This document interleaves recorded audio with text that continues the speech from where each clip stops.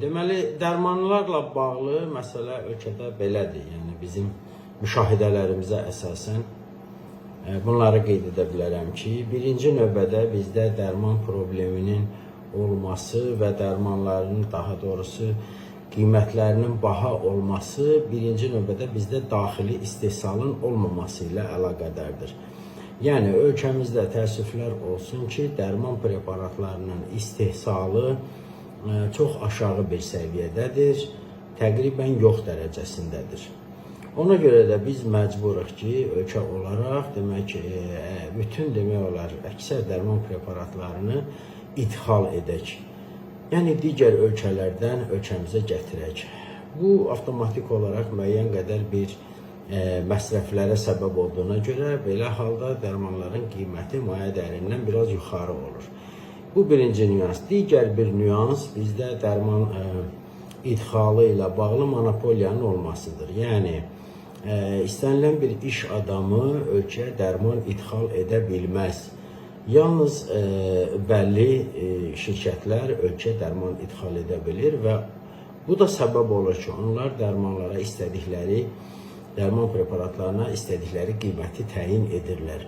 Əgər bu azad rəqabət şəraitində olmuş olsa, yəni bütün iş adamlarına şərait yaradılsa ki, onlar dərman idxal eləsinlər, təbii ki, idxal olunan bütün dərman preparatlarının yoxlanılıb sertifikat verilməsi şərt ilə əlbəttə ki, yəni dərman preparatını idxal edənin kimliyindən asılı olmayaraq bütün dərman preparatları idxal edilərkən keyfiyyət nəzarətindən keçirilməlidir, onlara sertifikat verilməlidir ki, həqiqətən bu dərmanın üstündə, dərman preparatının üstündə yazılan miqdar, tərkib reallığa uyğundur, yoxsa yox. Yəni o preparat, o gətirilən dərmanda bu tərkiblər, miqdarı və s. var, yoxsa yox. Bu belə və belə bir şəraitdə demək azad rəqabət şəklində idxal olsa, dərmanların qiyməti müəyyən qədər aşağı düşmüş olar. Digər bir tərəfdən də dərmanların keyfiyyət problemi də var bizdə bildiyimiz kimi. Çünki məsələn eyni dərmanı adi aptekdən alırsan, istifadə edirsən və bir də Alman aptekindən alırsan, istifadə edirsən, eyni adda, eyni tərkibdə və s. Baxırsan ki, yəni keyfiyyət fərqi var. Yəni bunu hamı təsdiq edə bilər. Burada sirli, gizli bir məsələ yoxdur. Və bu deyilən nüanslar əlbəttə ki, dərman preparatlarının ölkədə bahalığına səbəb olur. Və bu bizim üçün ciddi fəsadlara gətirib çıxara biləcək. Niyə? Çünki maddi imkanı aşağı səviyyədə olan insanlar təbii ki, keyfiyyətli dərman alıb istifadə edə bilməyəcəklər. Onların xəstəlikləri daha da ağırlaşa bilər və